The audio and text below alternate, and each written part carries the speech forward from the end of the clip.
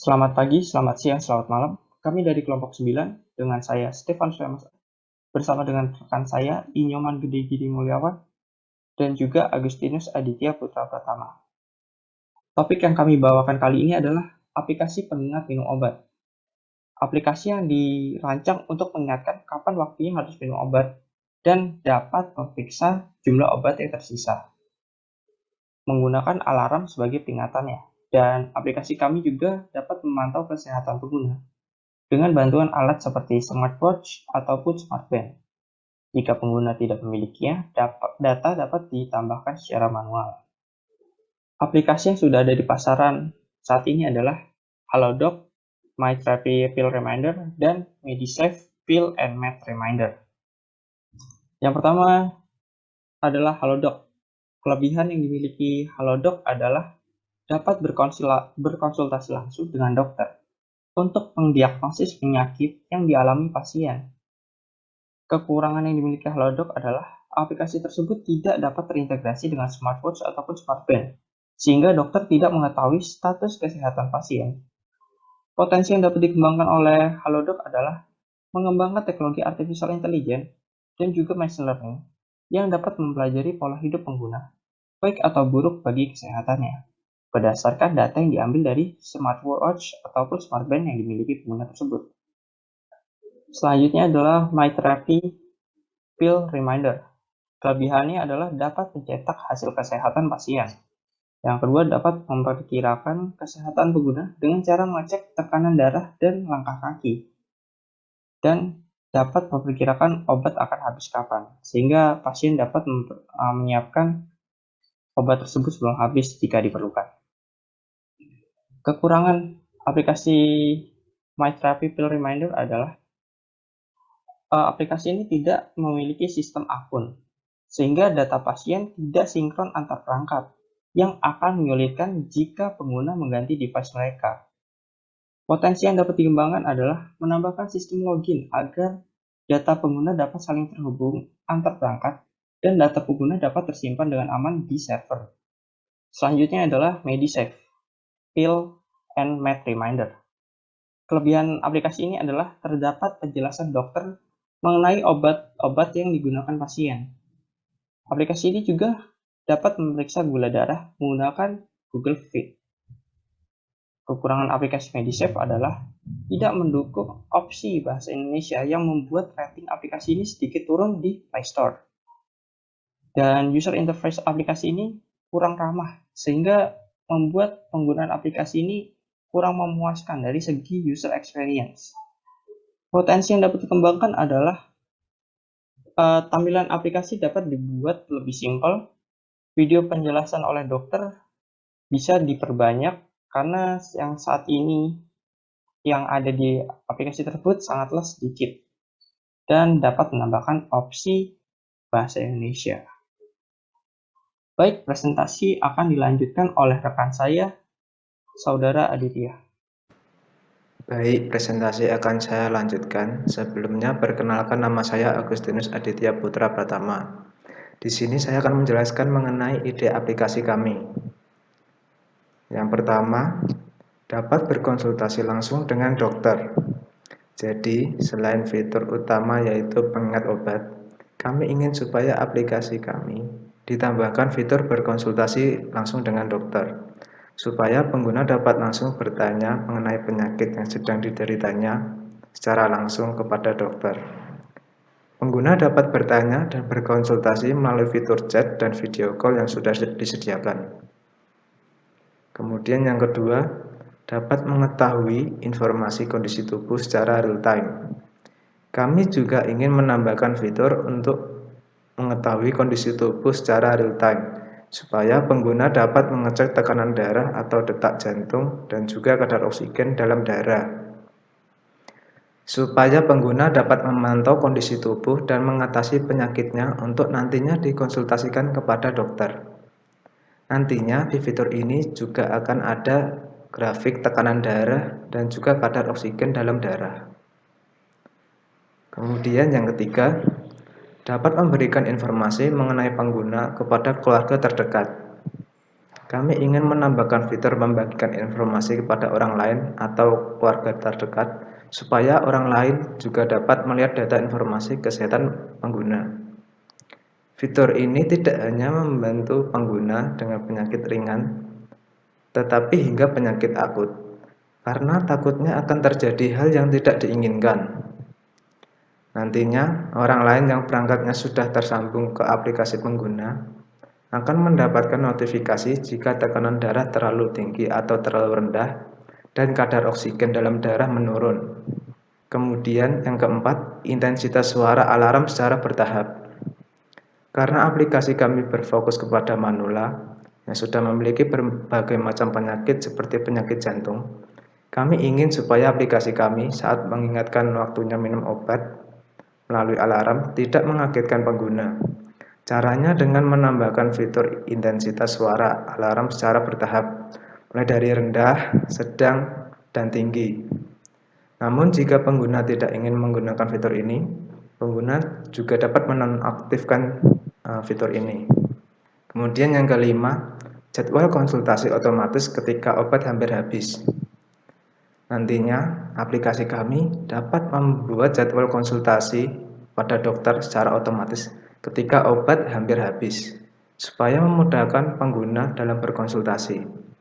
Kemudian, dokter akan menentukan apakah pengguna akan melanjutkan minum obat atau tidak melalui riwayat pengecekan darah rutin selama sebulan terakhir dan melalui keluhan pengguna. Kemudian yang keenam, memberikan informasi mengenai obat yang digunakan. Kami ingin memberikan fitur informasi obat supaya pengguna dapat mengetahui informasi obat seperti tentang efek penggunaan obat berlebih, efek sampingnya, dan juga fungsi obat itu gunanya untuk penyakit apa saja. Kemudian yang ketujuh, aplikasi kami terintegrasi dengan apotek. Kami ingin mempermudah pengguna dalam pembelian obat, sehingga kami ingin menambahkan fitur ini supaya pengguna dapat membeli obat melalui aplikasi kami setelah berkonsultasi dengan dokter. Dan dokter akan memberikan resep obat langsung ke apotek. Dan nantinya obat akan diantarkan oleh ojek online. Yang kedelapan, aplikasi kami dapat terhubung dengan asuransi kesehatan. Kami ingin mempermudah penggunaan. Selain dapat memesan obat, kami ingin supaya pengguna yang memiliki asuransi dapat digunakan ke aplikasi kami. Jadi, bagi pengguna yang sudah memiliki asuransi, tidak perlu membayar biaya konsultasi dokter dan biaya lain-lain. Kemudian yang kesembilan, memberikan poin jika berkonsultasi. Supaya pengguna rajin berkonsultasi, kami ingin menambahkan fitur menambah poin jika pengguna sudah berkonsultasi kepada dokter. Dan nantinya poin-poin ini dapat ditukarkan dengan berbagai macam voucher. Kemudian data yang digunakan. Di sini data yang digunakan ada 3. Yang pertama, tekanan darah dan kadar oksigen. Data ini sangat penting bagi pengguna yang mengalami masalah seperti diabetes, supaya tidak hanya rutin minum obat, tetapi juga supaya pengguna rajin olahraga dan menjaga kesehatan. Data tekanan darah dan kadar oksigen kami peroleh dengan cara menyambungkan dengan alat tambahan seperti smartband atau smartwatch. Kemudian yang kedua, waktu penggunaan minum obat. Data waktu penggunaan obat sangatlah penting, dikarenakan dengan ini pengguna dapat melihat rentan waktu kapan dia harus menggunakan obat dan kapan obat itu akan habis. Data ini kami peroleh dengan cara pengguna menginput data secara manual. Kemudian yang ketiga, komposisi obat. Aplikasi kami dapat mengetahui informasi mengenai obat yang digunakan, seperti komposisi, efek samping, efek penggunaan berlebih, dan juga fungsi obat yang dapat digunakan untuk penyakit apa saja. Data ini kami peroleh dari berbagai macam sumber seperti Google dan dokter. Sekian presentasi dari saya. Presentasi akan dilanjutkan oleh teman saya. Selanjutnya, presentasi akan saya lanjutkan. Sebelumnya, perkenalkan, nama saya Inyoman Gede Gunawan. Saya adalah bagian alur program atau flowchart. Berikut merupakan flowchart dari aplikasi kami. Pertama-tama, pengguna saat baru memasuki aplikasi ditanya apakah sudah memiliki akun. Bila belum, akan masuk ke menu register, di mana akan memasukkan nama, email, dan password. Dan bila berhasil register, akan dilanjutkan ke menu utama.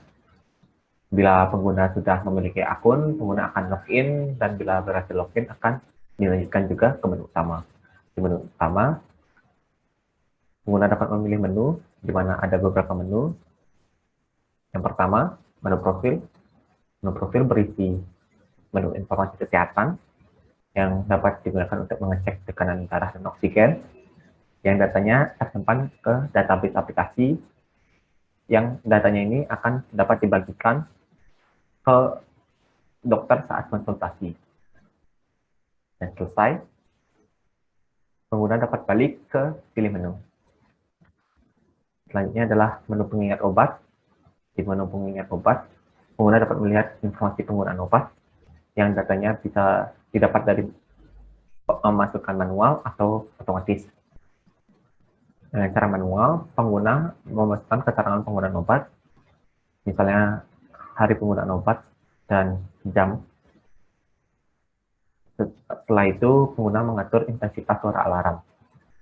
Selesai. Kemudian adalah menu bantuan.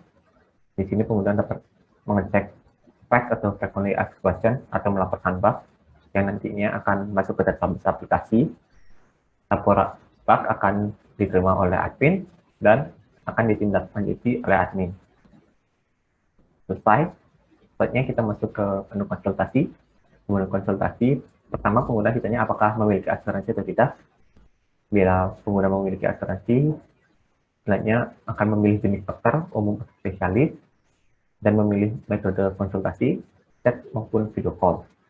Pengguna dapat melihat informasi dokter yang ditugaskan, dan apakah bila dokter memutuskan untuk pasien memerlukan obat, dokter akan menuliskan informasi penggunaan obat langsung di aplikasi yang datanya masuk otomatis ke menu informasi penggunaan obat tadi. Di saat yang bersamaan, resep diterima oleh apotek terdekat pasien, dan apakah pengguna ingin obatnya diantar ke rumah atau tidak.